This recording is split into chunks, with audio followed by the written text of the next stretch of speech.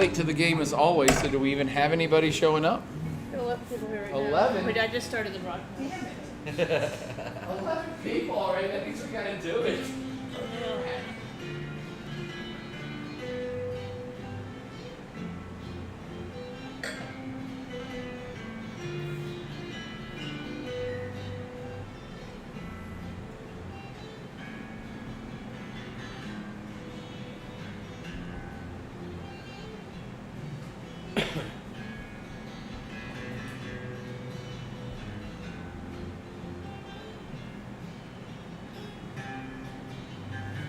Are you grabbing all of them? Yeah, just to show. Gotcha. But I know we just sold the last bottle of. Just had an order just come in. There's no more on the shelf. What the hell's the name of it? That one that Jeanette liked. It's not Jay Mourat. No, it's not one of these. What was that order that just came in? What was the red wine? Felino.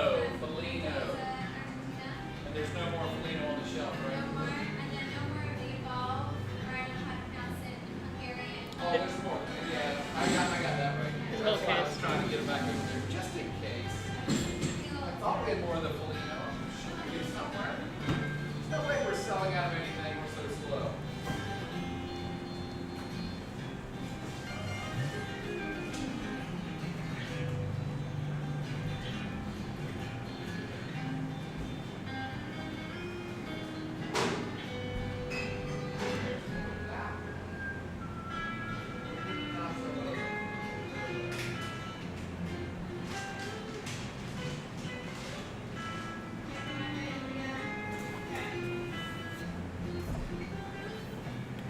These are cute. Yeah. The gnomes. It's supposed to be like a garden wine. Like, Day Jardine is in the garden, like the garden. So Right. it's like this gnome in the garden kind of thing. I like it. Hey, John, you ready? Yeah, go ahead and start broadcasting, or you need to introduce. The naked gnome. Yeah, I get it, because like no sulfites, so it's like naked. Yeah, I already started it. We're live. Oh, okay. Hi, everybody. Tell me to. I was looking for that Felino. I can't believe this. There's no way we sold a case of that stuff. That sold 6. Maybe Jeanette bought it all, is what it probably sounds like to me. She's the one that loves that wine. She did carry out a box today. So that Oh, that's what We it's found all the all. wine.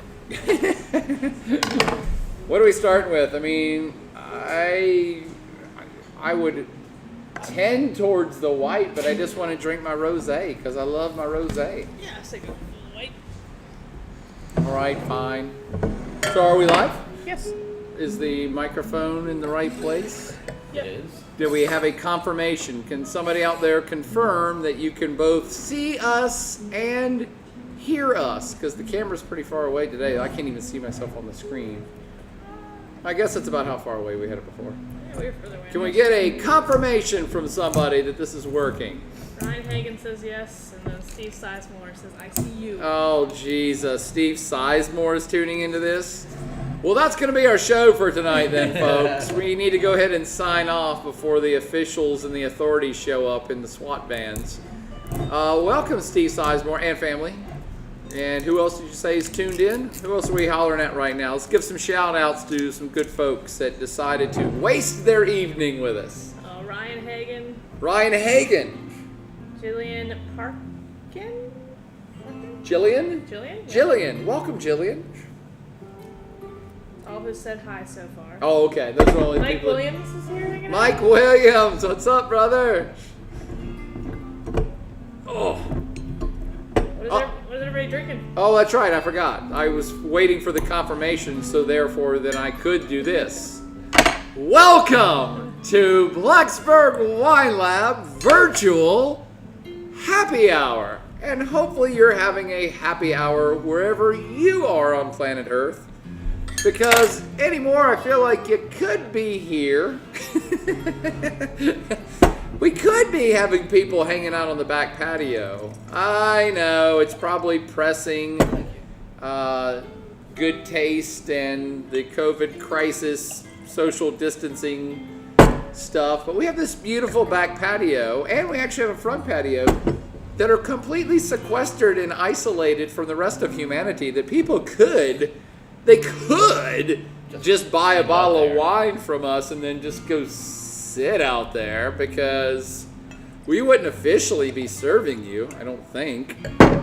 And cheers, everyone. Happy surviving another week of quarantine, pandemic, COVID fever, whatever the hell we want to call it at this point. I think I'm going to start on an optimistic note, because I usually do. I think the end is near. I know. How do you, which way are we ending? I think the end is near for this, meaning we're all done. No, I kind of feel like it's wrapping itself up. Thoughts? Hopefully. I mean, we still have, the most deaths, the most cases in the world. But Do we? We do. Oh, We do. Well, never mind then. I don't pay attention to the news. I just go with my gut instinct. I should really be president. I just go with my gut. I feel things. Yeah. Cassandra just hit us up too. Oh, Cassandra. Cassandra and Jason, welcome. You could be here, legally, you could be here since you're an employee. Right. I don't know. I kind of feel like that the rates are peaking in places, and I think it's partly because of a great reaction of humankind, particularly here in the United States, of people doing the whole self-isolating, social distancing thing.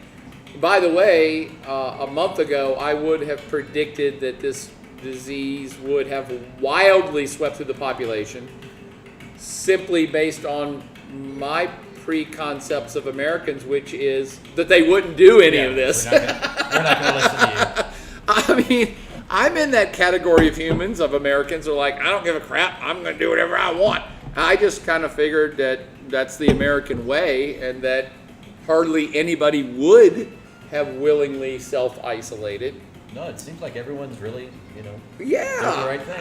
I think that, and that's thus my prediction, that I think it's starting to wind itself down, because it, quite frankly, has nowhere to go. The virus is being played out because it doesn't have its usual easy corridors of travel, and obviously I could be completely wrong, but it seems to me if this thing was going to be going wildfire, that it's in 3 weeks now. It would be wildfire. It's been 4 weeks, however long it's been. So, Well, we do have a significant number out there, but Sure. we've been doing. Everyone's been doing really the right thing, and hopefully this will be a trend, and it won't be the end of June before we can actually be out there enjoying I ourselves know. again. I think it's almost shocking. Maybe it's just because I'm a certain type of jerk in America. I don't know. Maybe it's a generational thing, but I have been wildly shocked about how willing the entire society has been to play the game. Because in China, you don't have a choice. In China, you play the game or you get a rifle butt to the head. So everybody in China understands that. Yeah. And I kind of find it comical that China now says, aren't we awesome? We contain the spread of this. Aren't our people so great that we all work together to defeat COVID? It's like, yeah, or you put a rifle butt to their head. Yeah. It's, that type. It is effective. It's wildly effective. It's easy to control anything in an authoritarian system, Sure. because you control everything in an authoritarian system. And thus, back to my month-old hypothesis that I'm like, oh no, this disease is going to go gangbusters in Western democracies, because we pride ourselves on individual human liberties and rights and expressing ourselves and doing our own thing. So I said, obviously, we're all going to get this disease. So what do you think is going to happen? So we make it through. Are we going to go exactly right back to what we used to do, or are we going to use this as a little bit of a lesson, and is society going to be a little different? I don't know. I mean, I've always said that one of the defining features of the American population, I can't speak for the world, but one of the defining features of American population, which is its greatest strength and its greatest weakness, is Americans have this absolute uncanny ability to absolutely and utterly forget everything. The worst thing that's ever happened ever in American history, people will forget about it and be shopping 2 weeks later. It's just what we do. Right. And it's a great weakness because we tend to forget history and we tend to not learn lessons. But it's an absolute strength at the same time because a lot of people around planet Earth live in societies that harbor historic grudges for 2 to 3 to 10 centuries. So you can go to parts of like Eastern Europe and talk about a battle that happened outside of Belgrade and people are still pissed off about it. You remember that time back in the 13th century? I hate those people over there on the other side of the river. I'd kill them all. The Irish still hate the British 200 years later after independence. It's one of those, Americans have this great ability to forget. We just forget and we get on with it. It's why it's kind of refreshing if you look at most of human societies because there are always grudges that are never forgotten in places. We just don't remember anything. So back to your question. Good point. I think that the reason that there was such a great response to this particular virus is because it was so personal. Because we said, hey, if there's this disease that kills this type of person, let me just make it really visceral. Oh, there's this thing called AIDS that came out in the 80s. It seems like it only kills gay people. Oh, well, I'm not gay. Whatever. There's a certain thing that only affects a certain segment of population. Oh, well, I'm not in that segment of population. Right. But when it comes to a thing like this virus, it's like, everybody's fair game. Yeah. Everybody could die. You could die. Your grandma could die. The president could die. So I think that puts a certain level of fear in things that I don't think I've experienced in my lifetime. Yeah. I mean, there are fearful things. There's terrorist attacks and things that scare people, but those are very non-specific. This is a viral thing like this is very specific that it could actually get to you no matter where you are, no matter how rich you are, no matter how poor you are, it could get to you. Right. Eric wants to know, do you think China really contained it, though? Do I think China contained it? Oh, it's way too early to call. The idea that China is saying, oh, we're going to go back to normal life and everything's fine, it's like, you'll find out in a month. Right. You'll find out in a month or two. You're not going to find out today. So, yeah, they definitely contained it, given China's population, 1.4 billion. That's 4 times as many people as live in the United States.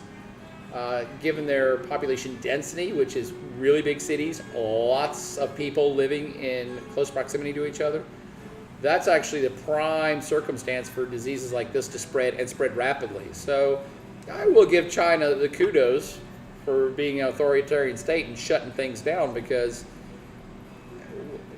I think people lose sight of the fact that there are so many people in China in close proximity. Obviously, everybody says, well, of course, China's got the biggest population on planet Earth. Got it. But we still tend to have this very Western-centered concept of biggest cities on the planet. So I'll ask you all, where are the biggest cities on the planet? What are the biggest cities on planet Earth? All within the coast. Well, not where are they, but which ones? Oh. What are the biggest cities? Like Shanghai? Shanghai's up there. Beijing would be up there, but New York City, Rio de Janeiro, Paris, Berlin, London, Rome. But if you look at the population density of China, New York City has somewhere between, say, 15 to 20 million people in it. That's a big city. LA, 15, 20 million people. Whoa, those are big cities in America. That's an average city in China. I mean, there are so many cities in China that have 10 to 30 million people that we don't even count them as big cities, right, because it's just one huge, giant urban agglomeration. And I only bring that up because that's where diseases can just go, wow. So the biggest epicenter for this disease in our country is New York City, our biggest city, obviously. Big city, lots of people. New York's an average city in China, so that gets back to that question. Yeah, China's done a pretty good job of putting a lid on it, because them and India, I think, are the countries that have the biggest challenge with stopping disease, because there's so many people packed into such a small area in a big state, but with people everywhere. Yeah. People everywhere. I guess that's why I was never really that worried about this here in Southwest Virginia, because we're in a rural area, and that doesn't necessarily guard us from anything, but it's called diffusion, folks. It's a geographic term. Things usually start in big population centers and then spread outward to smaller population centers. And I'm not even talking about disease. That's where ideas and technologies and the arts and diseases and lots of things happen in big cities, and then they slowly diffuse out to smaller, less populated areas. The big whatever cultural rage is happening in New York City, or even in fashion. The big fashion capitals in Milan and New York and LA, that's where fashion starts. None of us dress like that, but we might in 5 or 10 years from now as those trends diffuse out to other areas. Disease is no different. But how do we already get ranting about this? Lecture. I don't know what is that. Well, that's because I hadn't had enough wine yet. So let's get back to the Let's wines. drink some wine. It's a perfect segue. Perfect segue. We're talking about big cities, big urban areas, and diffusion into a lesser populated, more rural areas. And that brings us to this wine. I'm looking to see how you pull this one off. No. Because I don't really know that much about this wine collection. This J. Mourat. The winery name is J. Mourat. And I'm assuming that's a family name. Yes. And they have 2 different lines. I got one of them lined up here, these awesome little squat bottles. And then they have this other group I call the Gnome Collection, because they have these cute little gnomes on them. And the segue is that this place is in the middle of nowhere. So I've enjoyed the rosé. This is our most popular rosé we sold all last year. At least popular with us rosé aficionados. So we had a lot of great rosés in here, but this was just my number one go-to all last year. And we sold tons of it by the glass because it's just an absolutely delightful rosé. And we carried their other wines, but I actually haven't had as much experience with the rest of the Mourat line as I have with the rosé. So when we decided to feature them today, Jason and Katie are going to fill you in on the details of each wine as we go, but I just started to poke into, where is this stuff from? I always just said it was from the Loire Valley, but it really kind of isn't. No, it's kind of tucked away off to the side. Yeah, up north. it's literally in the middle of nowhere. So the Loire River Basin is, I think, the biggest river in France. It's certainly the longest. And it stretches from where it dumps out, its mouth dumps into the Atlantic. But it stretches far inland, almost all the way to like the Alsatian border with Germany. And it flows almost due east to west, where it dumps into the Atlantic. And it's a super long system. But then it kind of, as you get to the headwaters, it kind of curves to the south, and it almost reaches into what's the Burgundy region. So Burgundy, Chablis, the headwaters of the Loire are up there, and then it goes for hundreds and hundreds of miles before it hits the Atlantic. And Loire, because it's such a long valley, a long river system, kind of make it analogous to, say, the Mississippi, but going east-west instead of north-south. And so it's such a long system that there's all kinds of vineyards and famous appellations that come from the Loire Valley. Some that you may have heard of are like Anjou, Sancerre, Pouilly-Fumé. What are some of the other? Vouvray. Yeah. These are all kind of little sub-regions along the Loire Valley that make really distinct wines that we all love. I think we all love them. That's my favorite. A lot of Sauvignon Blanc, a lot of Cabernet Franc. Really kind of funky, interesting stuff.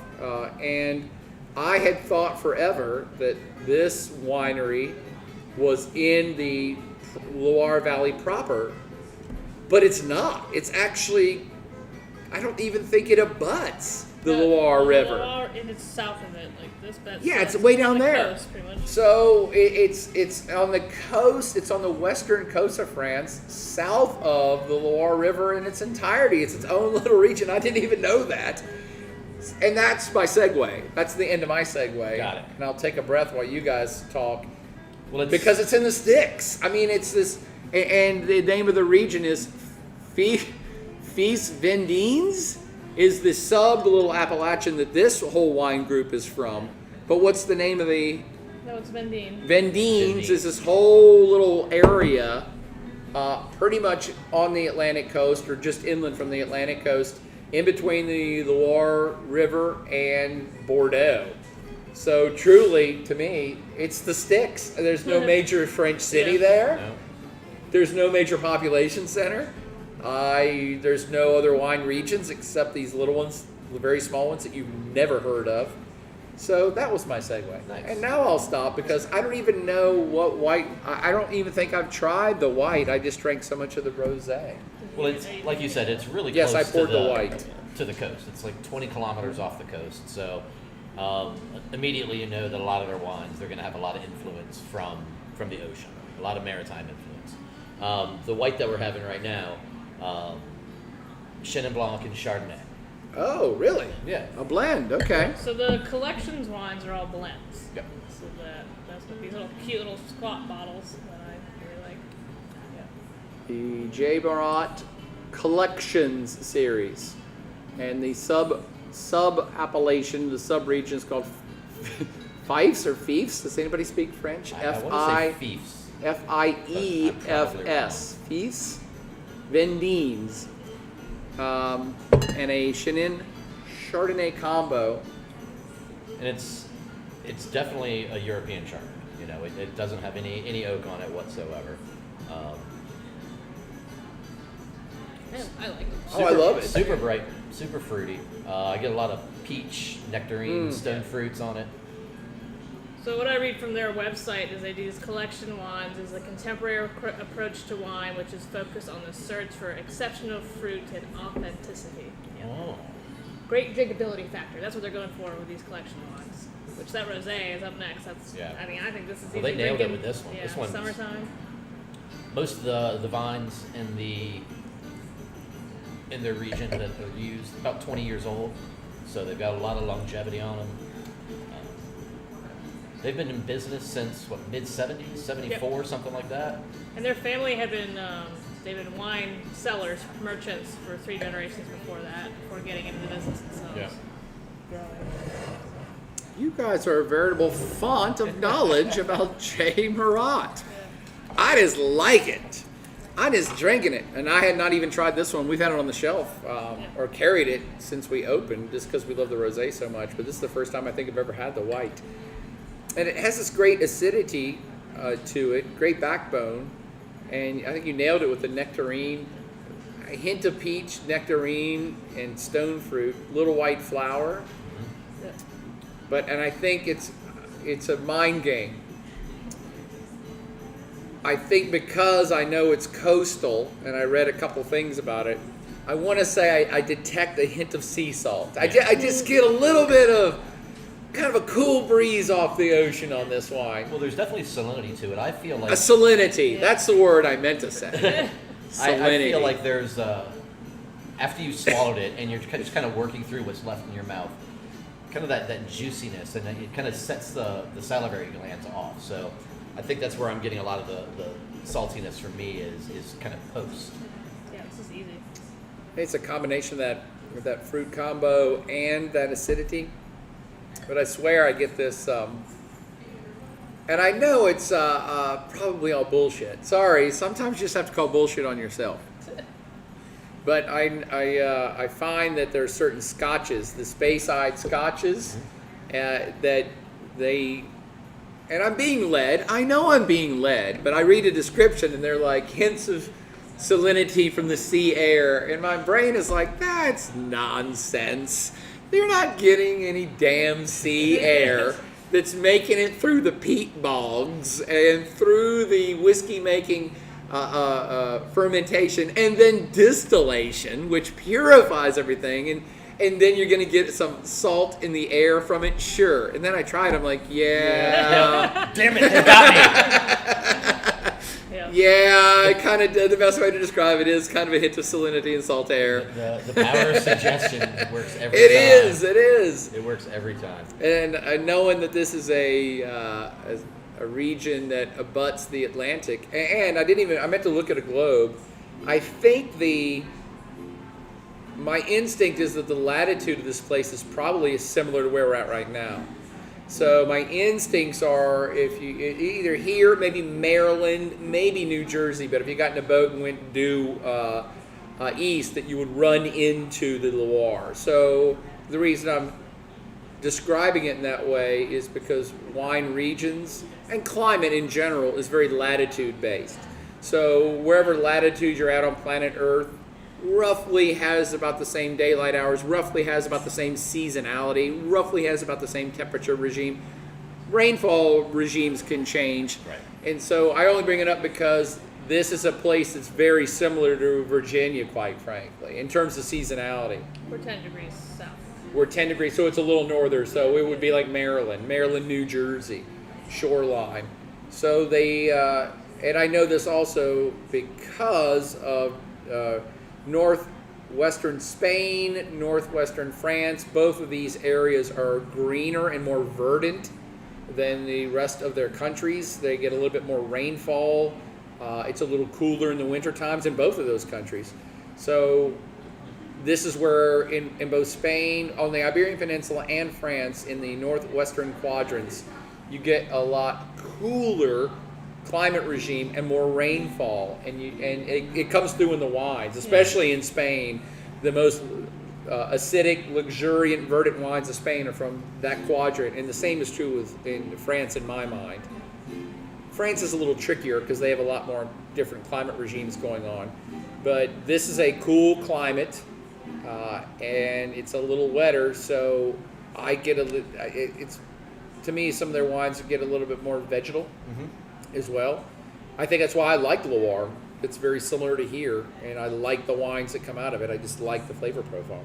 It's interesting you say that, because I remember reading this too about salt air, and the family also worked in the salt flats that they have in this area.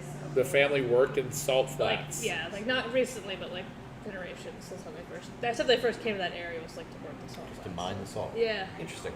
It's probably a marshy area, I think, because I only know that knowing about Muscadet. So Muscadet is a very small, dink-ass little region that does abut the Loire River. So Muscadet is just north of where this place is. Yeah, it's the furthest west appellation in the Loire. And Muscadet is kind of a marshy fisherman's area. All the coastal Atlantic is all fishing villages, and so without even looking this up in any more detail, whatever this region is, I'm sure they say their wines pair with seafood. You stole my segue. Oh, I'm sorry. No, It's go okay. ahead. Go ahead. I was gonna compare this a little bit to Muscadet. The flavors are Yes! different, but the mouthfeel of it, what it's making you want to eat.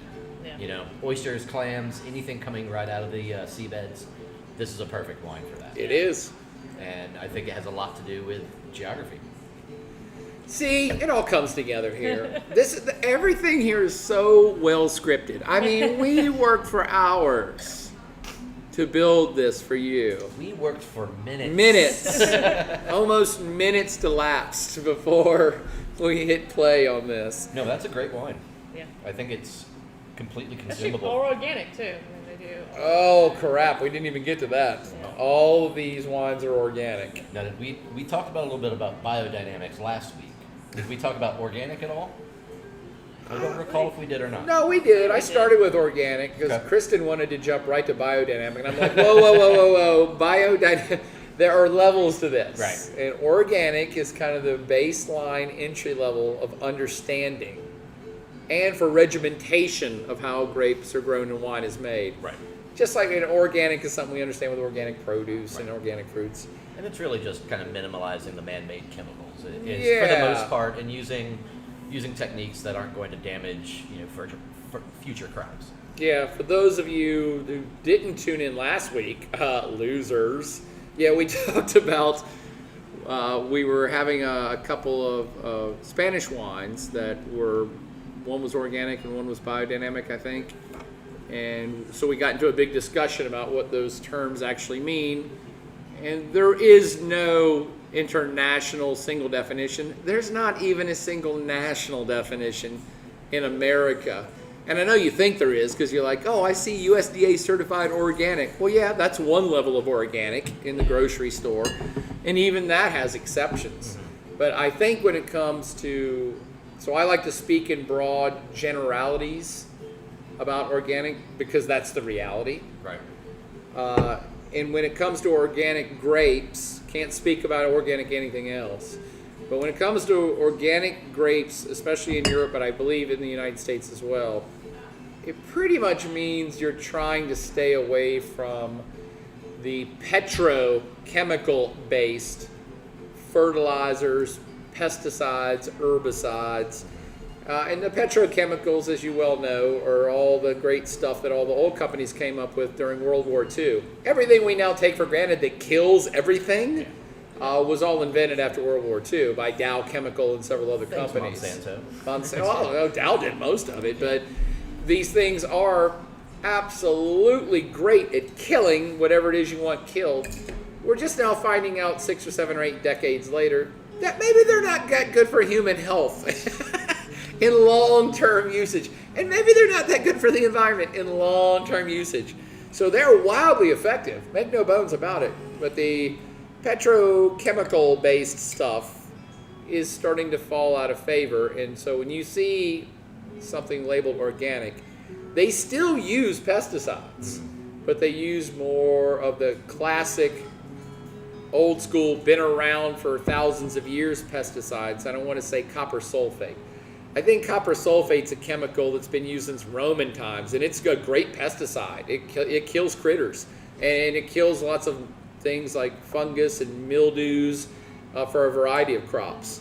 So whether you consider copper sulfate something more natural or not, even organic, things labeled as organic still use things of that spectrum to kill bugs and critters and fungus and molds and mildew. Without things like copper sulfate, I'm not sure you could harvest any crop of anything. I mean, for anybody that thinks that organic means they don't do anything at all, you are sadly mistaken. Bugs and critters would kill a crop of anything without some sort of treatment. I also wonder, so they don't label the collections. I know they're definitely all organic. That's all they do is organic. But it looks like they took the time to put the actual stamp on the other ones. This is the stamp for the EU for organic. Oh, that little green starred leaf. So, wow, this says sand sulfites. yeah, that one's not. Oh, That's okay. their newest. Their Shannon. They always do a Shannon, but this one's now no added sulfites for their Shannon now. Yeah, and I don't know if we got to it last week when we were talking about organic versus biodynamic and sulfite-free. But the other thing I always want wine consumers to understand is there is no such thing as 100% sulfite-free wine. Sulfites are naturally occurring during the wine creation process. Sulfites are naturally occurring in tons of foods you already eat. All dried fruit has all of it. 100% of dried fruit has sulfites. It's part of the process. Almost all sauces and spaghetti sauces and things of that have some sort of sulfites in them. So a lot of folks have this preconception that there's sulfites in wine and they get headaches when they drink wine, so therefore sulfites causes them headaches. And even here at the bar, we have not a lot of people, but sporadically we have people come in and say, I'm highly allergic to sulfites, I need a completely sulfite-free wine. And I always want to say, that actually doesn't exist. Right. You can have wines that are low in sulfites, and and they're saying this wine actually says on the label sans sulfites, meaning we've not added any other sulfites. So sulfites naturally occur in parts per million. And if you just made wine in a jug in your backyard and didn't do nothing else to it, it would have, 5 to 10 parts per million sulfites in it. I'm ballparking here. However, we use sulfites for lots of other things too. Not just the ones that are naturally occurring, but sulfites are used in wine and lots of other things that are used as a preservative. So we put sulfites into wine at various points in the process to kill all microbiological activity. So once you smash all the juice out of grapes, most winemakers add sulfites to kill everything, so you don't have wild critters and wild yeast and other bacteria hanging out while you're trying to make your wine. You kill it, you basically purify the juice, and then you add yeast back in so it can be turned into wine. That's one way that most winemakers use sulfites. The sulfites are added and they settle out, so they're not in there in high concentrations, but it is used in the process. And then sulfites are used again for preservation. So almost all wines that are shipped around the world add in more sulfites to also limit microbiological activity. Microbes don't like sulfites. So you add sulfites, it kills stuff from growing in your food product. This wine and others that say low sulfites or no sulfites added are saying we didn't use sulfites during the winemaking process, and we also didn't use sulfites to preserve the wine while it travels around the world in a bottle or sits on a store shelf for 5 years. As you might imagine, that might be healthier for you if you have sulfite sensitivity, but they also produce wines that don't have a terribly long shelf life. They can spoil quicker than other shelf-stable wines. So is there a 100% sulfite-free wine? I don't think so. Are there low sulfite wines? Yes. And I'll conclude this rant by also saying there's not been one single study yet that has actually conclusively shown that sulfites cause headaches. They keep doing it because everybody's convinced, we're so sure that sulfites in wine cause what some people call the flushing effect, when you and it's mostly women, and I said this one time and someone called me sexist. I'm like, it actually physically affects more women. It's medically reported that more women have what we call a wine flush effect, where they drink red wine or certain types of wine and their face gets flush. It just is. It's been reported by more women than men, this effect. And the headache thing, people associate both of those with sulfites. And it could be that that's what's causing it, but there has been no medical study that can link the two, not yet. So it could just be a mental thing, that we're like, oh, well, I hear sulfites are bad, so I get something without sulfites so I won't get headaches. And it's like, Back to the power of suggestion. Yeah. Tastes a little saltiness, a little Little sea air sulf- with my little sulfate. sulfitey. So the Battinelli's had the white with some blueberries, and they said it went pretty good. Wow, Kimberly Battinelli had this with blueberry. Just blueberry straight up. Yep. That sounds like an Blueberry interesting pudding. pair. Absolutely.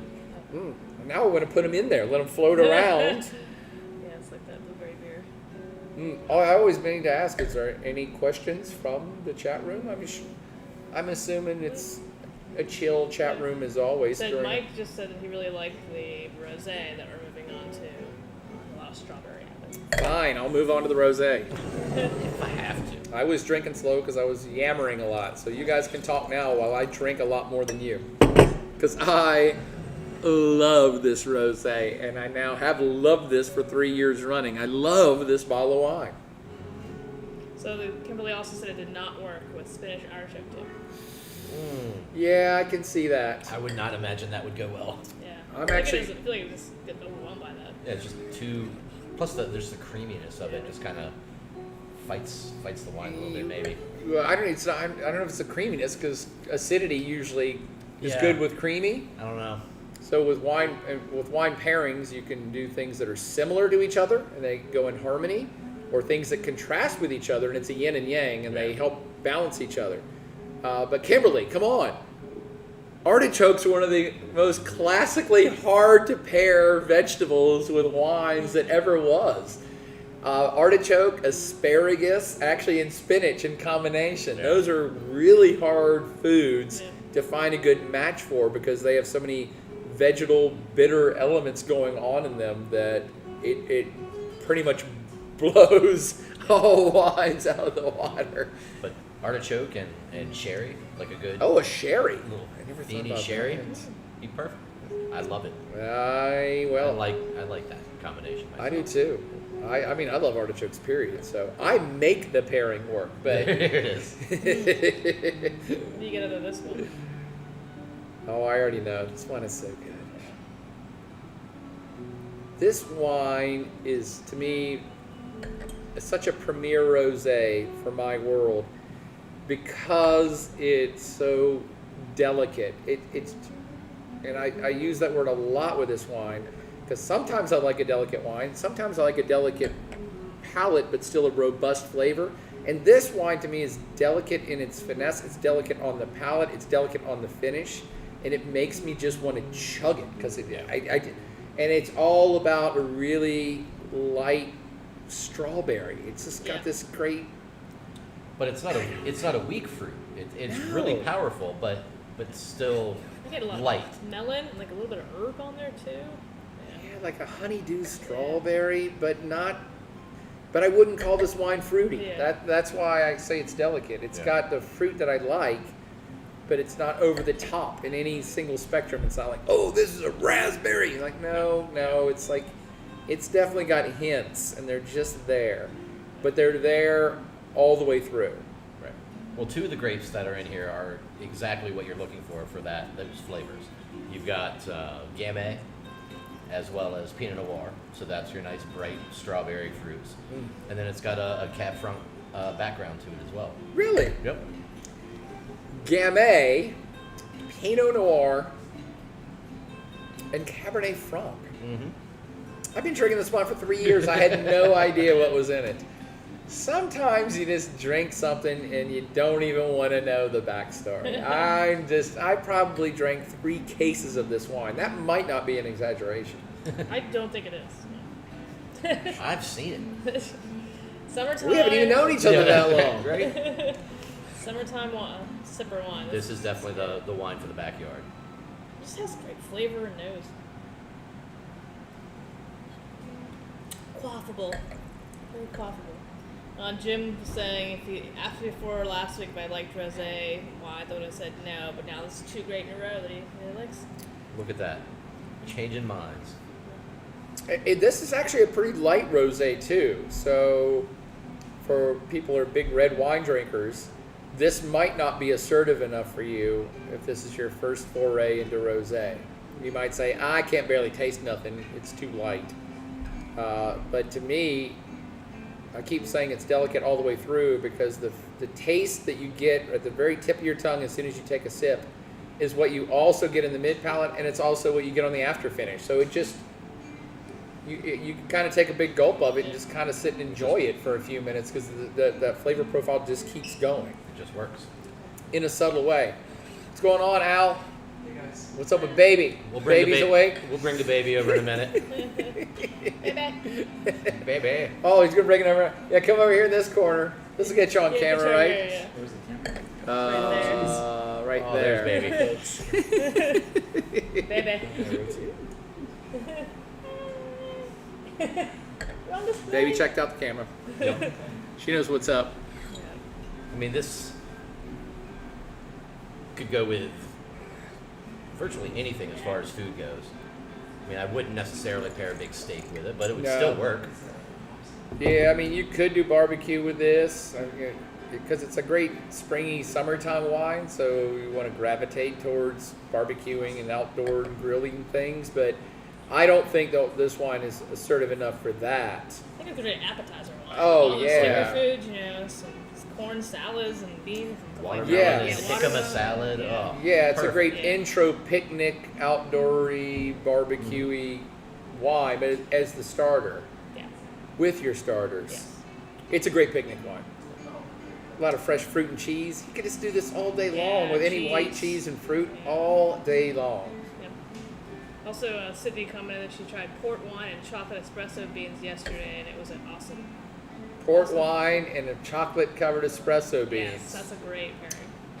My favorite thing with port, Cadbury fruit and nut bar. It's Oh, I've never fruit. even had one. It's got dates and raisins and almonds and everything, and Cadbury chocolate. It's the best candy bar in the world. You can find it at Kroger in the little specialty candy aisle. That and a bottle of port, I'm Wow. set. I'm absolutely set. So, Well, since it was just Easter and now they're on sale, how about port and Cadbury eggs? oof. Oh, God. God. Those are always... I used to eat Cadbury eggs, and I think Amy bought me some maybe like 2-3 years ago, and I think they're still sitting somewhere. Yeah, I know. Because I'm like, I just can't do it anymore.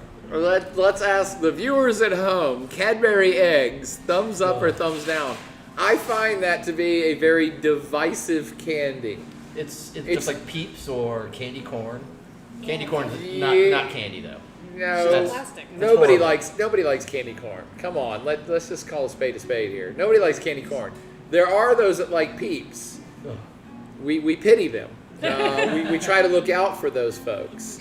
However, I need to go get some Peeps now that they're on sale, because believe it or not, it's only come to my attention in the last 72 hours that you can put them in a microwave and they will literally fill up the entire microwave in an exponentially expansive way. And if you don't turn it off in time, they will explode inside the microwave.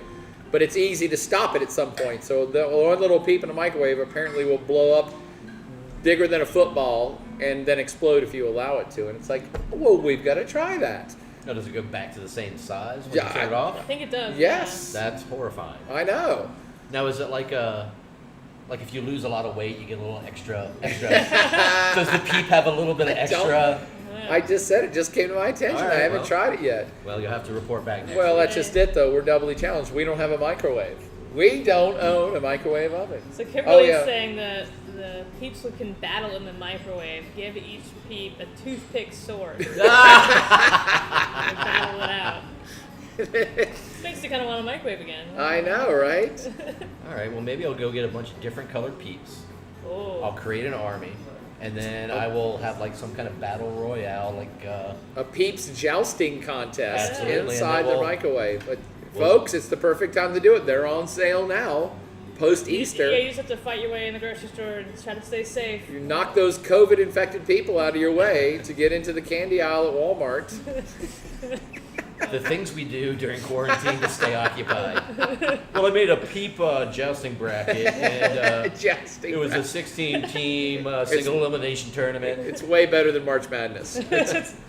It's post-Jesus Easter Madness. Oh my lord! Set up the brackets now, folks. I love it. Do they make different colored Peeps? I think so. I think they've got to make pink and yellow, and I think I've seen blue before. I'm officially of the age that I have no idea what's been happening in the world of candy or holidays for decades now. So, I can't recall and I don't the shop, last time so I ate the Peep. It's been probably 30, at least 30-some, 40 years. I think I was preteen the last Peep I ate. I was put money preteen. I might have been in single digits when I had one of those. I was never a huge fan. I'm just not a marshmallow person in general.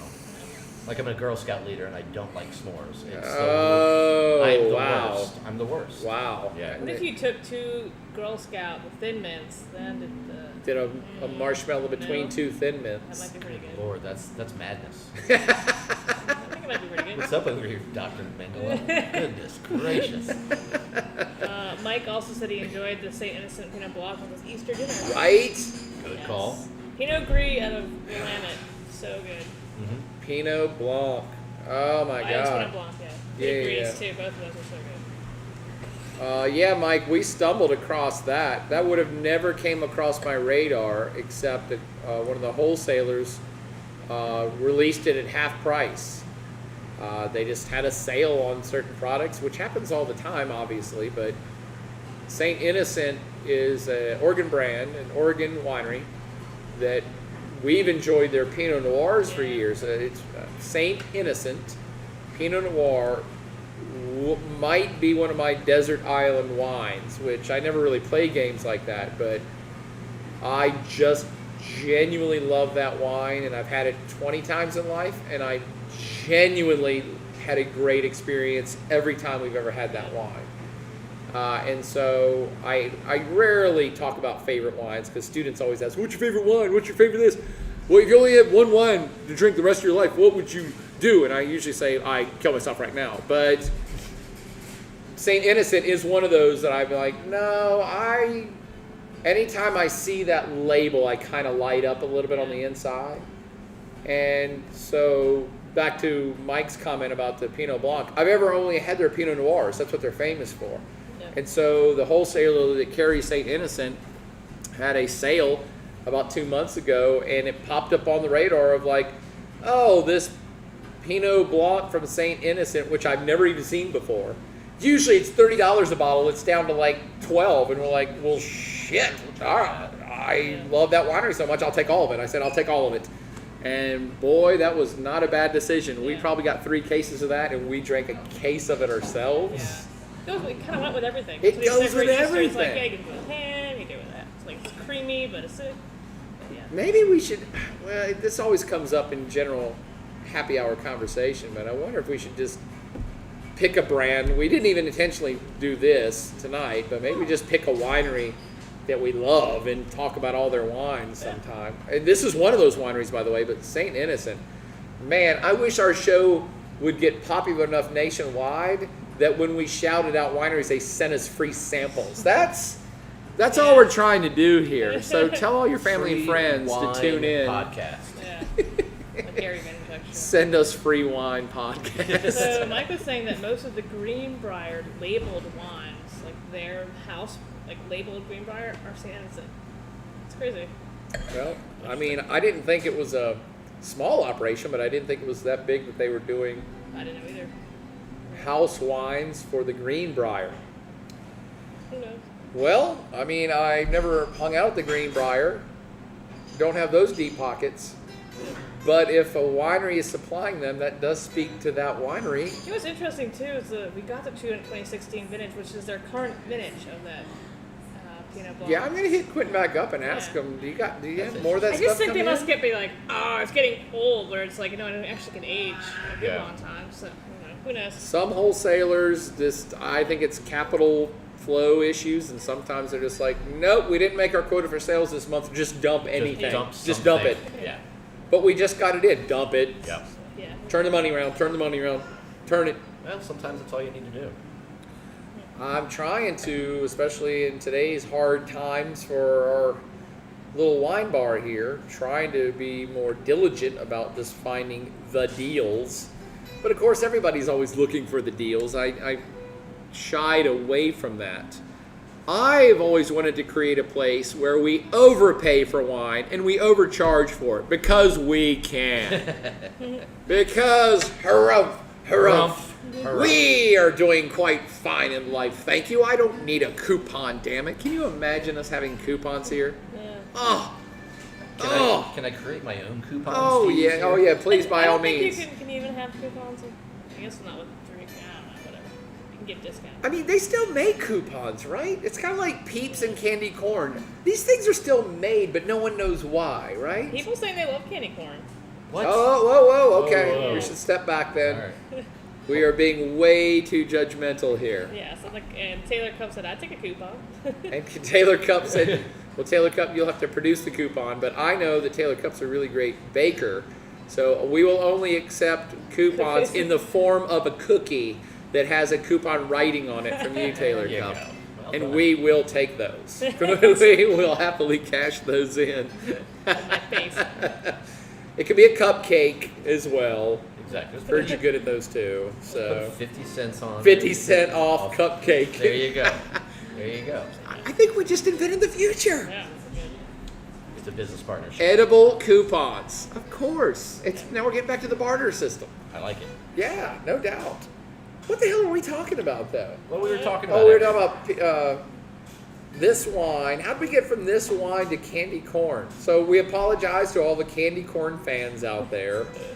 How did we get there? I don't know, but you got, You talking about the Peeps? You went to Easter Peeps you to went to Cadbury candy. eggs Yeah. to candy. There. you know, you did it. You did it. I You did talk it. about port pairing with Cadbury Fruit choc- nut bar. Yeah. Yeah. I'm telling you, man. That was Pick up- based off the comment that port wine went really well with this chocolate-covered espresso beans, which does sound phenomenal. Yeah. Port and chocolate in any fashion. That's pretty much Yeah. port wine and any type of chocolate. Milk chocolate might not be up for the challenge, but any real chocolate. See, I just offended somebody else. I just offended the entire country of Switzerland, and I'm okay with that because they're neutral, as is their chocolate. Hokey Susan loves some candy corn. Hokey Susan. Okay, everybody loves candy corn. She also loves the baby and can make any appearance. All right. So we've got candy corn and Candy corn, baby. baby. All right. Yeah. You Checklist can is have the complete. baby deliver candy corn to your door. Kind of like a reverse Halloween. It's a reverse trick or treat. We'll have Alan Juliana's baby deliver candy corn to all you people that really like it. In costume. And that would be hilarious. Yes. Dressed as a candy corn. Oh. You've got work to do this Halloween, guys. Sorry.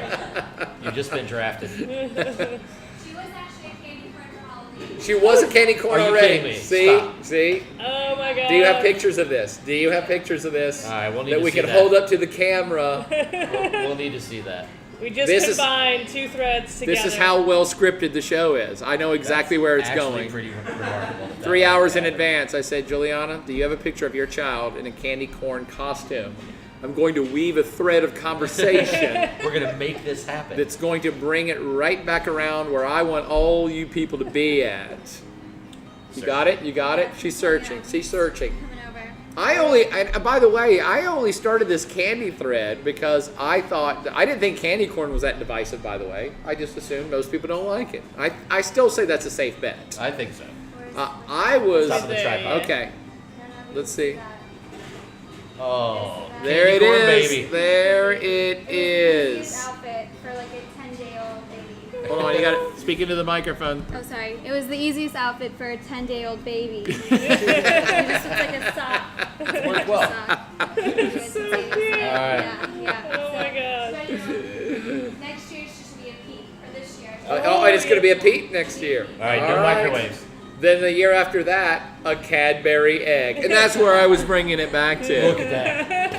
I was trying to, Mind I was blown. picking on what I consider the most divisive candy. And in my experience, candy corn's not that divisive. Peeps aren't even that divisive. Most people are like, oh, those things are gross.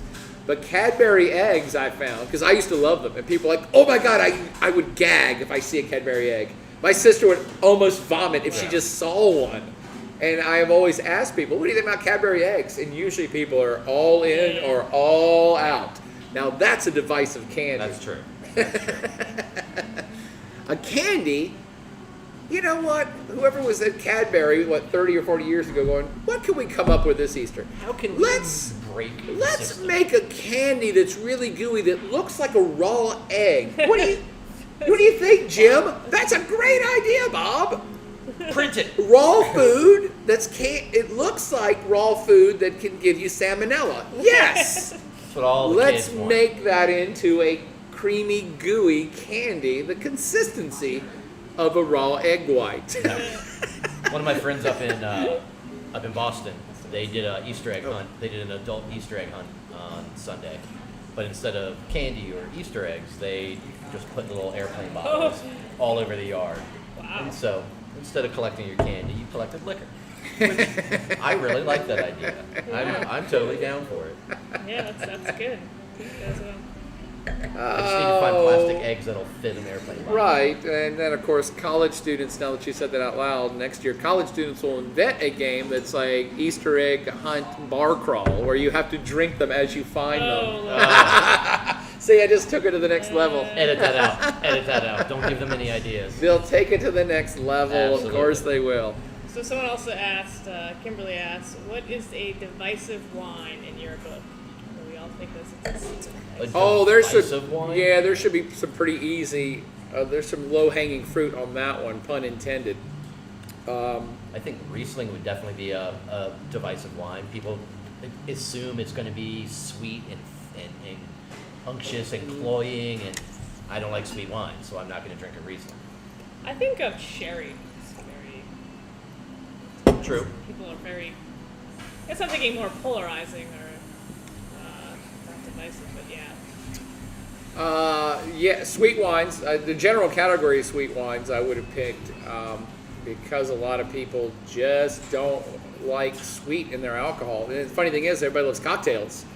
But when it comes to sweet wines, people just, turn their nose up in a big way. And it's why a lot of folks who even are wine snobs or consider themselves wine snobs or wine aficionados never even dabble in really well-crafted sweet wines.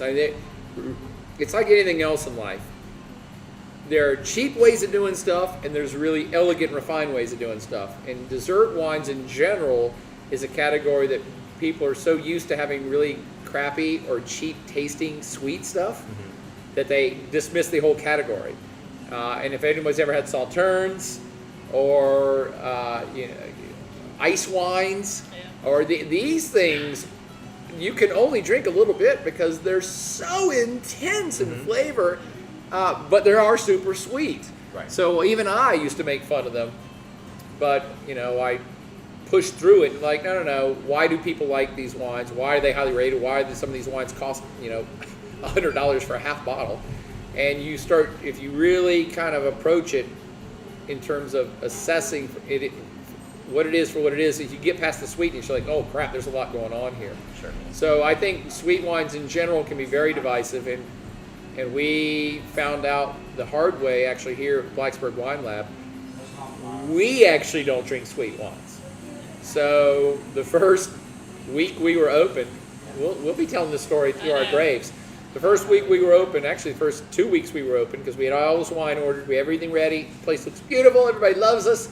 We were slammed. Of course we were slammed the first month we were open. And time after time, at least once or twice a night, people would come up and say, what do you have in a sweet wine? And the first time someone said, what do you have in a sweet wine? I'm like, yeah, we really don't have, we have real wines here. And that was very arrogant of me. And then after the 20th time that somebody asked you for a sweet wine, as a business person, you're like, holy shit, we need to get some sweet wine.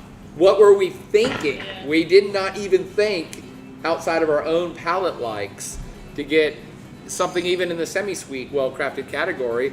And we've had at least one, if not two, sweet wines open by the glass ever since week 2, and we sell a lot of them. Our dessert wines have picked up hugely. We as sell well. tons of dessert wines, and not cheap ones. Because if you're into that category, you love them.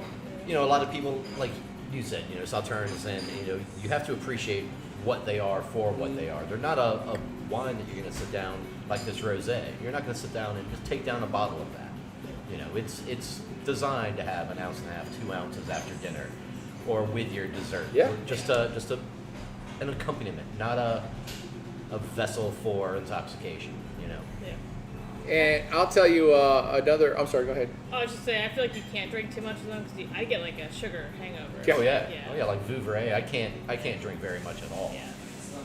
Well, I was going to go to another very divisive wine. Let's see if I get any feedback from this. Beaujolais.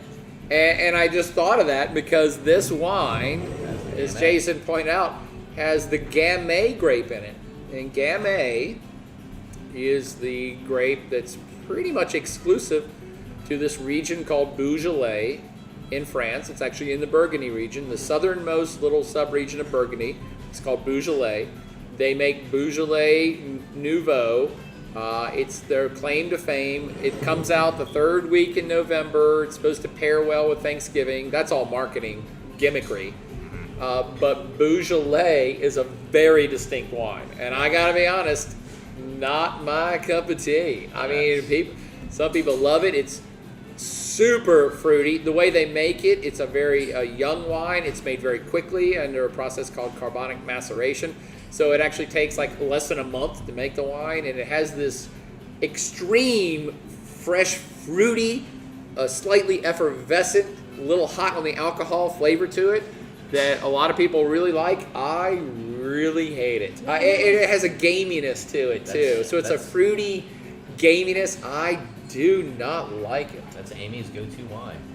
All day, every day. If she could pick one wine, it's always going to be Beaujolais.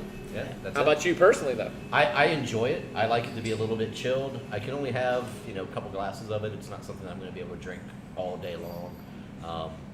I enjoy it mainly just because it's the wine that Amy opens up, and I mean, I always enjoy the wine that's in front of me. exactly. But that's been her grape for a long time. Yeah. How about you? I appreciate I don't like the Nouveau at all. Usually Nouveau, it's one that you release on The 3rd week in November. November. Some Thanksgiving wine. I like the village level. The ones we have a few here Yep. that I've tasted. I really like them. Yep. I like the more it seems they take longer time to ferment.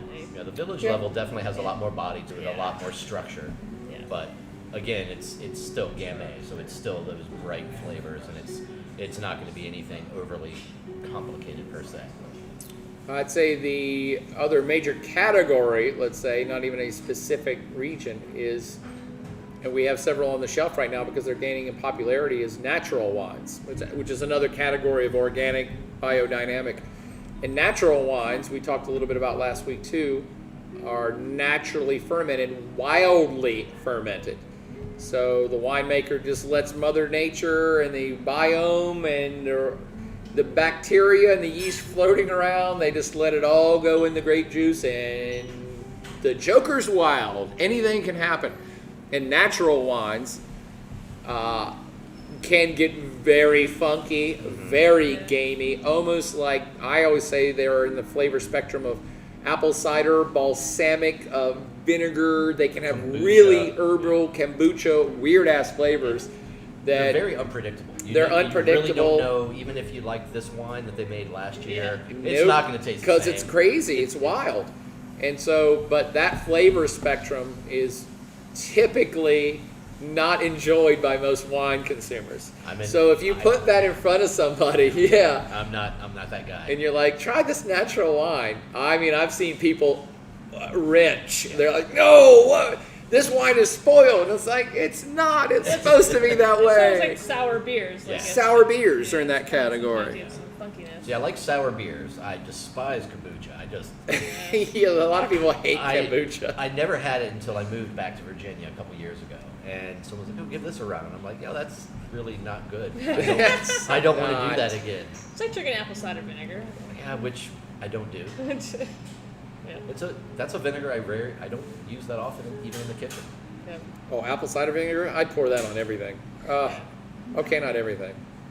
I poured in my kombucha. So some other folks I can see. use, Oh, yeah, on who's a trying batch to- of greens. Yeah, oh, yes, that's now on greens. Yeah. yeah.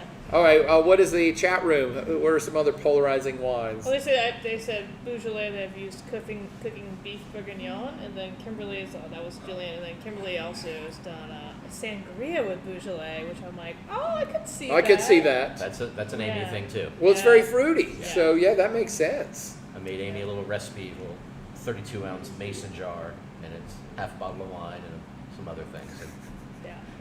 she's got her little recipe, so in the And summertime some- when she's in the yard, she's got her jug of sangria. We should probably get on this gnome wine. We're over an hour now. So let's get Oh. through. Are we over an hour already? Yep. Damn it. All right, chug a little too, Bear. I know. We just gotta talk about these Oh yes. cool gnome wines, which are The gnome wines. So these are like pretty awesome. Yeah, you're gonna hold them up one at a time. Yeah. So the one that we're starting with is the how are we pronouncing this one? Oh, good. Yeah. Good Beats the guess. hell out of me. Any French people?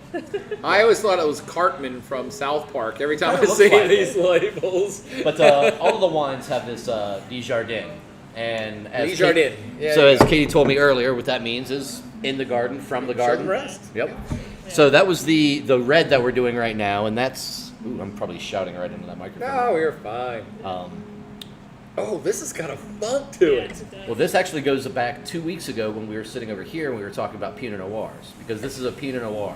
Yeah. This is a Pinot Noir. It is. All right. So the second one that we have that we're not tasting, this one's called the Naturist.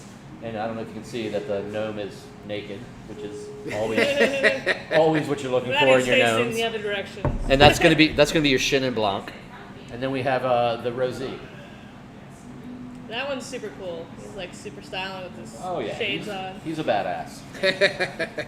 So you remember a couple weeks ago we were talking about Pinot Noirs and we were talking about regionality, the difference between an old world Pinot Noir and a new world, a California Pinot Noir. This one is a great example, I think, even not coming from the main Pinot Noir regions of France. This is a good example of all of the other notes that you're not going to get from your California No. or your Oregon Yeah. or This your is Washington Pinot Noir. This is the opposite of West Coast America Pinot Noir.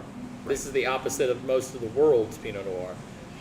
This is, I'd say, not even in the same spectrum of Burgundy Pinot Noir. I take that back. It's in the spectrum. But if there was a world spectrum of Pinot Noir, the new world ones favor fruit, more fruity. The old world ones favor more savory, barnyard, earthy flavors. This wine is over here. I mean, this to me is on an extreme spectrum of funkadelic. I really That's like what I'm getting out of it. Yeah. I haven't even tasted it yet. It's also biodynamic, so Biodynamic, Yeah. that makes Here we are sense. again. And we're back. Yeah. They're And we're also back. aged in these, like, so Jay Mourat Mourat uses these really cool concrete eggs. Like, I'll try to find a picture and put them in the chart, like from the winery. They're like really cool egg-shaped fermentation containers made completely out of concrete. They're giant too. Yeah. They're like as big as this room. Yeah, they're really neat. An egg-shaped concrete. It must be poured concrete in place. Yeah. Like the green egg that I think that people use as barbecue grills. Imagine that times 100 made out of concrete Yeah. that they are fermenting the juice in. Yeah.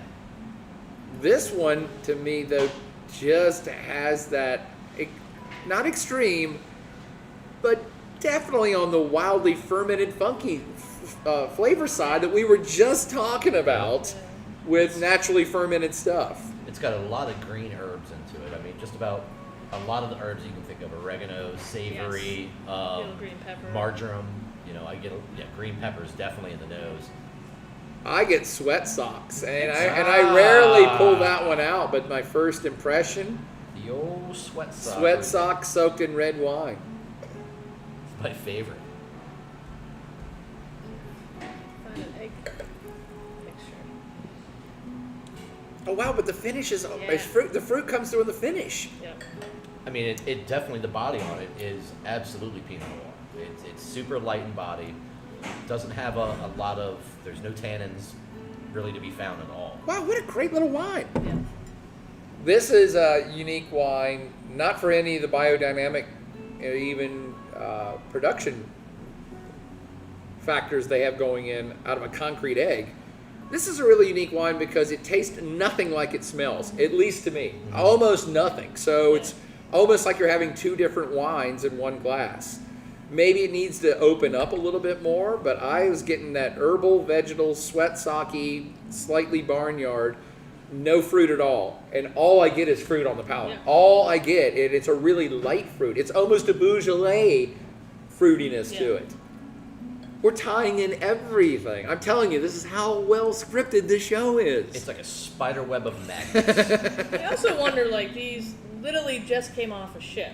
So they were shipped. Yes. These are just got into the United States, landed in Virginia, maybe just last week or the week before. Well, so. it's 2018, so when you see a vintage, when you see a year on a bottle, that is the year that they picked the fruit. So it has been 2 years. 2 years ago, the buds just would have been breaking on this fruit. And 2 years is not a terribly long time for a red wine to make it to market. This is a new wine. They just released this wine. It just got on a container ship. Trump just taxed it and put a tariff on it, and it just got here. So yeah, and it exudes youth. Yeah. Especially for a Pinot Noir, and I don't think I've even had a Burgundy that quite tastes like this, of the vibrancy on the palate with the lightness of the. It's actually fairly light bodied, and that's probably because it's a cooler climate. Yeah, it's not huge in color. Most Pinot Noirs are not. It's a light-skinned grape that's finicky. It doesn't give a whole lot of darkness in its skin, and the skin is what translates the color in the wine. So it's. I mean, you can. It's almost a translucent kind of almost neonish purple, but it's not dark. But and it's just alive on the palate to me. I get great cherry and Yeah, a lot of cherry in it too. yeah. And it's aged in concrete, so I don't believe it's seen any oak at all. It doesn't taste like it. There's no way this has seen any oak. No. And that's the other thing that's interesting about this is because it's a red wine that very obviously has not seen any oak. So you're tasting all fruit. This is all fruit. It's not been adulterated by anything during the winemaking or even storage process. Maybe the concrete's going to be the new fad. Maybe it adds some sort of vibrancy that even stainless steel is not translating into the wine. So Jillian's asking if is bottle shock a real thing. I would say. Oh yeah, sure. That movie, Bottle Shock, the movie, is obviously it's a Hollywood production, but it's all based on real facts, and that apparently really did happen. And they didn't pick that name Bottle Shock just for fun in the movie. It's a real thing. I'm not sure so much of the color changing. I'm not sure if that part was real about the movie or not. Given the attention to detail that they had in the movie Bottle Shock, I would be shocked, pun intended, if they just made up something. I mean, it's all about wine, and so I truly would. I would find it hard to believe that browning of the wine was just a Hollywood fabrication. Oh yeah, I'm sure it's easy to go look up, and I'd lose a bet because I'd bet money that no, that's a real thing.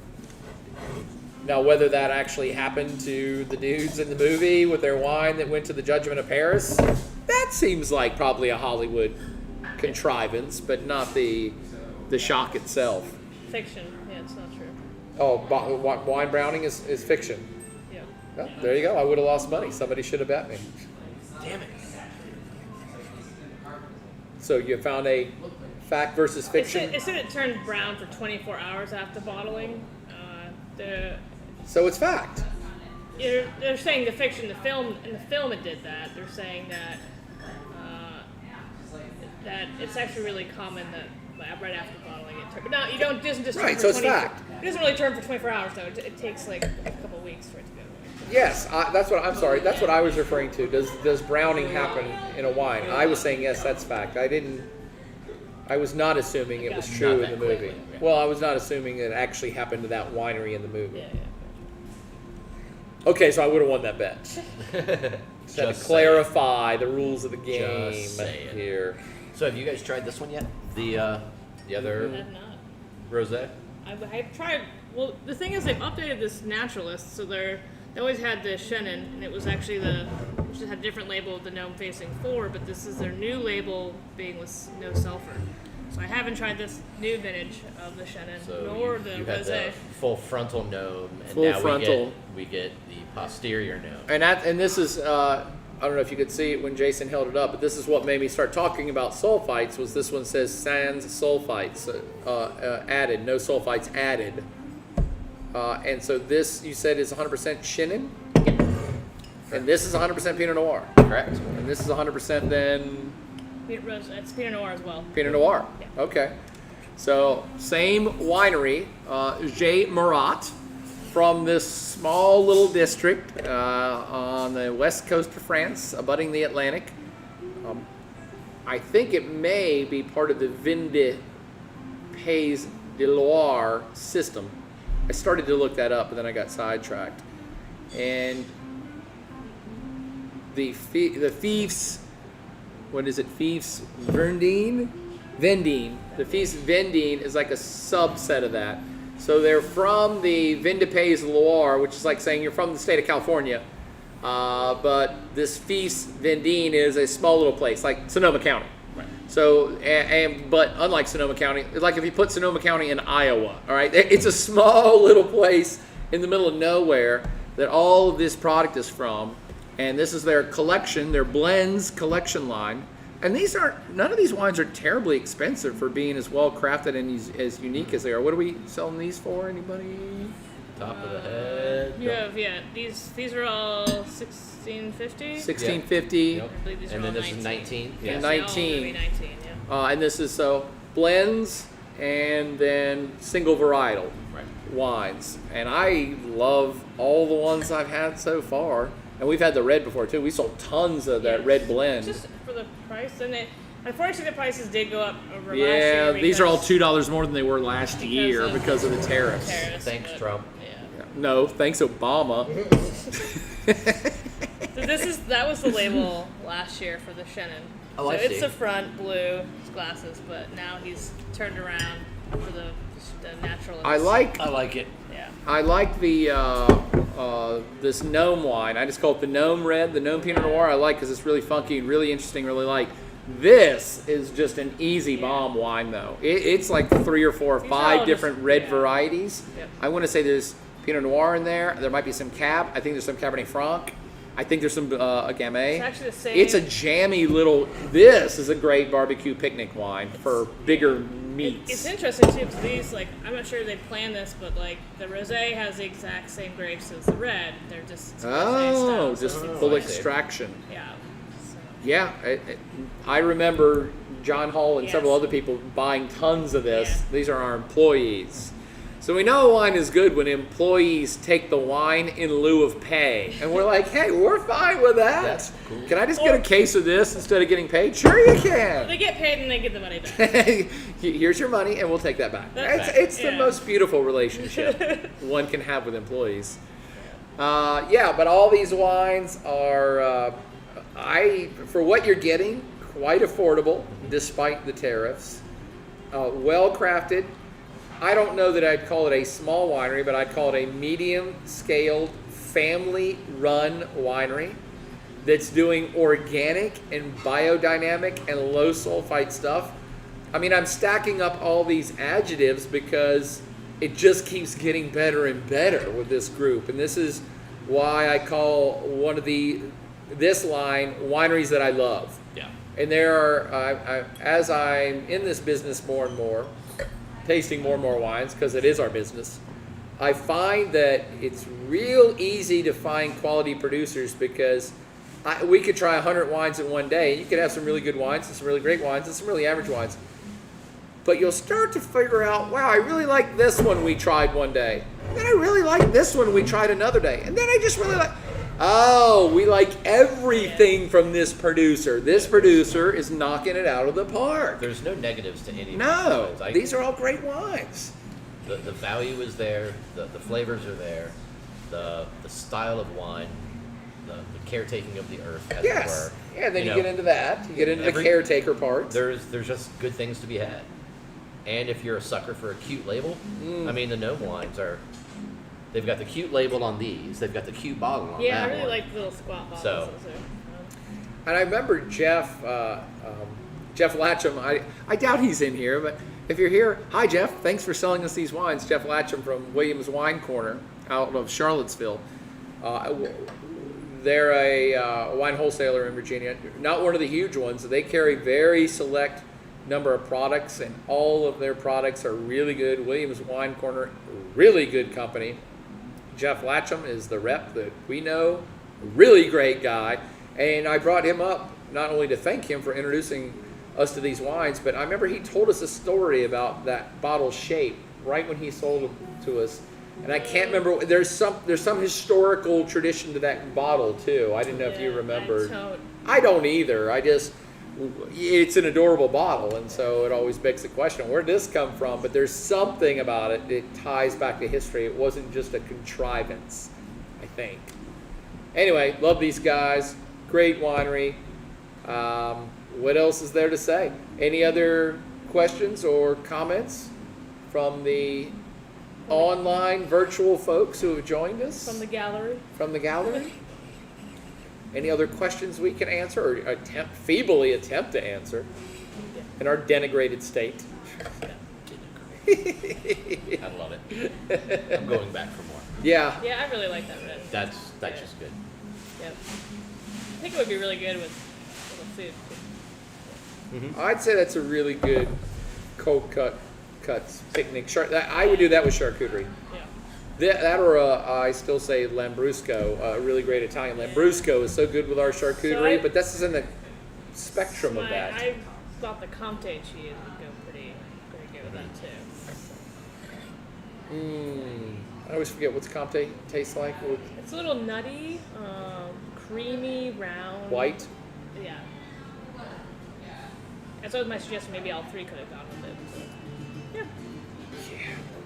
This is funky enough to hold up to some meat dishes, though, and this one definitely is. Everybody's saying that the red's growing on them. Like, at first I was like, Oh, I don't no. know. Yeah. Oh, good. So other people are. That was my point. I'm like, I get sweat socks immediately. And Yeah, so, when you first approach it, it's definitely. And I think you're right. The longer it has been sitting here open, the better it's getting. Someone was asking about the art. Oh, the art on the wall. Yes, we should give a shout out for Martha Olson, who organizes that for I'm us. gonna have to pick up some of these, couple of these. Brad Whitney. Let's see. He's a professor at Virginia Tech. Yeah. Passage Reality is the design, and so all the ones with white around them are actually prints. So those are, you can easily print out more. But the ones the bigger ones in between are That's- actual paintings. that's an yeah. oil, right? Yeah, those are oils. And then Acrylic. and then so the white. Well, most of the prints are 85, and the other paintings vary in price, but they all are for sale. Support. Yeah, and we'd love to support this guy and have people come in here even one at a time. Remember, we still are a retail store, so people can come here to shop. And, you know, if you're here shopping, I might have to taste you on a wine. So you might be here tasting a wine. And while you're here tasting a wine, you might as well be looking at the art while you're tasting a wine while you're shopping. So you can, of course, come in and check these out. And you can set up an appointment to shop by yourself in the store if it makes anybody feel better. Absolutely. I'm just hoping we get more people come in and visit us because, one, why give all your wine money to Kroger and Walmart? Because that's where everybody's going now all the time anyway. Two, what do you think's cleaner, our bar or Walmart or Kroger? Yeah. Guaranteed. So obviously I'm preaching to the choir here. Everybody who's hanging out with us probably has bought some wine from us. We're trying to figure out how do we get more people to come in and buy wine in a more comfortable, cleaner, more personalized setting. I don't know, because we're not really a retail place. We're a lounge. And we can't wait to get back to being a lounge, but in the interim, that's what we're doing this for. So Hokey Susan's wondering how many plaid jackets you own. Oh, this is a question that's asked me a 6 lot. or 7, I think. I might have That's it. I might have a dozen by now. Maybe. I usually give the number somewhere between 200 and 300. But it's hard to verify because they're in so many places. So many storage units and closets and I'd say them out for seasonal. Like Yeah. This is a heavier winter one. well, I brought this one out for Easter, but then I forgot to wear it. Yeah. Well, I brought it for rosé weather, Oh, actually yes. more than Easter. So all my reds will be out for rosé season. Even though I think it's supposed to get down to the freezing tomorrow night. And then get right back up next week. Yep. It's madness. So another dash of winter before we get back into full-on spring. Well, at least we're not catching any snow like other people around the I wish we were getting snow. What are you talking about? We didn't get anything this year. Did we get any snow? That dusting for like the. Just a little. That hit at like 9 a.m. and made everybody crash. Oh no. The only thing I want to hear about with dusting is a powdered donut. Otherwise, it doesn't count. That's nothing. Yeah, we get Agreed. it back to normal, so favorite donut place will be reopened. Carol Lee? Carol Lee, yeah. That's all we have to Carol do. Lee's not open? No, I need them to be reopened. yes. We need to start a grassroots movement to get them back open. I They feel like they're an already- essential business. I don't know why they closed. They can only serve one person at a time anyway. That shop is dinky. Maybe. it Right, is. but they do produce an amazing amount of donuts in that one little tiny Yeah. business. Okay.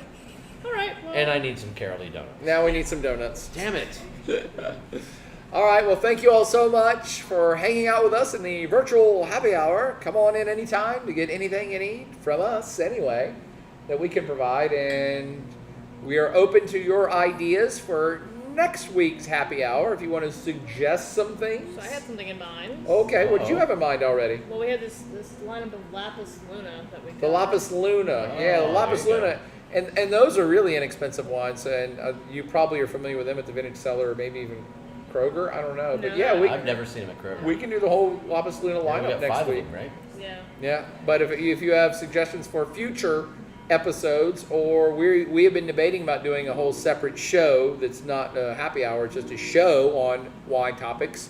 If you're into that and would like to watch some of those things on this very Blacksburg Wine Lab TV channel, let us know and we'll just start producing stuff. Yeah. Cool? Yeah. Thanks. Bye, everybody. We're signing off from Blacksburg Wine Lab. Have a great week. Stay Stay safe. COVID free. Stay Drink safe your out there. wines. Drink your wine. Stay COVID free. Cheers. Cheers, cheers. Ching, ching. Bye, baby. Baby's like, why am I not on camera? What's up with that?